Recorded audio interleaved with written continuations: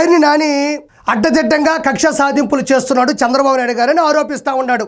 4 నెలల క్రితం ఇదే పేర్ని నాని ఏం మాట్లాడాడో ఒకసారి చూద్దాం. నా భార్య జయసుధ మీద కేసు కట్టించడం దగ్గర నుంచి ఆవిడని అరెస్ట్ చేయడానికి ఎంత ప్రయత్నం చేశాడో అంత ప్రయత్నం చేశాడు. కానీ ఏ మాటకి ఆ మాట దీంట్లో చెప్పుకుని తీరాలి.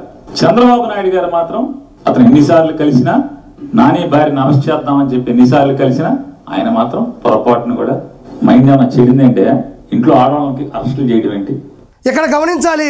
ఈ వీడియోలో పేర్ని నాని గారి సతీమణి జయసుధ గారు, ఆవిడ రేషన్ అక్రమ రవాణాలో నిందితురాలుగా ఉన్నారు. ఖచ్చితంగా ఆవిడ్ని అరెస్టు చేయాలి, అరెస్టు చేయాల్సి వచ్చింది. కానీ చంద్రబాబు నాయుడు గారు ఏమన్నారంటే ఇంట్లో ఉండే ఆడవాళ్ళ మీద అరెస్టులు చెయ్యొద్దు, దయచేసి వదిలేయండి అని చంద్రబాబు నాయుడు గారు చెప్పారని ఇక్కడ పేర్ని నాని ఈ వీడియోలో బాధాతప్త హృదయంతో చెప్తున్నాడు. ఇది నేను చెప్పింది కాదు. నిజంగా కక్ష సాధింపులు చంద్రబాబు నాయుడు గారు చెయ్యాలి అంటే మీ ఆవిడ ఖచ్చితంగా జైలుకు వెళ్ళుండేది. మరి ఎందుకు పంపించలేదు?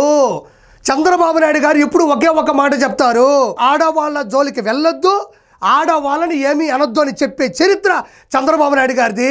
ఇది కదా రాజసం, ఇది కదా రాజకీయం, ఇది కదా ఆడవాళ్ళకి ఇవ్వాల్సినటువంటి విలువ. అడ్డమైన గడ్డి తిని బుద్ధి లేకుండా మాట్లాడితే ఇలానే ప్రతి వీడియో కూడా జనాల్లోకి వెళ్తుంది. దయచేసి ఇకనైనా మారు. ఇదే పేర్ని నాని వల్లభనేని వంశీ గురించి పక్కన పెడితే పవన్ కళ్యాణ్ గారి గురించి మాట్లాడుతున్నాడు. ఫ్లాప్ అవబోయే సినిమా హరిహర వీరమల్లు, దాన్ని ఎవరూ చూడరు. ఫ్లాప్ అవబోతున్న సినిమా గురించి ఎందుకయ్యా ఈ ఆలోచనలు అంటున్నాడు. ఫ్లాప్ అయింది హరిహరమల్లు సినిమా కాదు, వైఎస్ఆర్సీపీ పార్టీ అట్టర్ ఫ్లాప్ అయింది.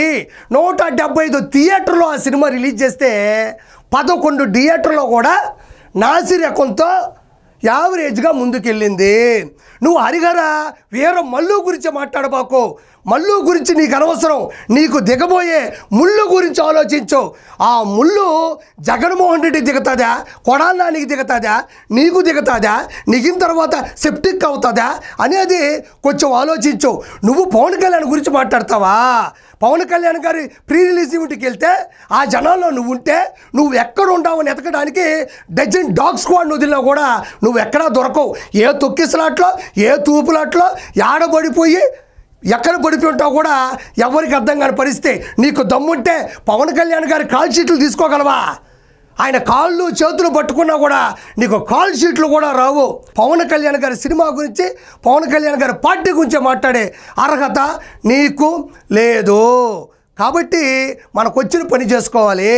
నేను ఒకటే చెప్తున్నా, జైలా బెయిలా అనే సినిమాలో తర్వాత కొడాలని నటించబోతున్నాడు, నువ్వు నటించబోతున్నావు, అన్న వెళ్ళబోతున్నాడు. ఖచ్చితంగా ఆ సినిమా బ్లాక్ బస్టర్ హిట్ అవబోతుందని మనస్ఫూర్తిగా కోరుకుంటున్నాను. Thank you so much.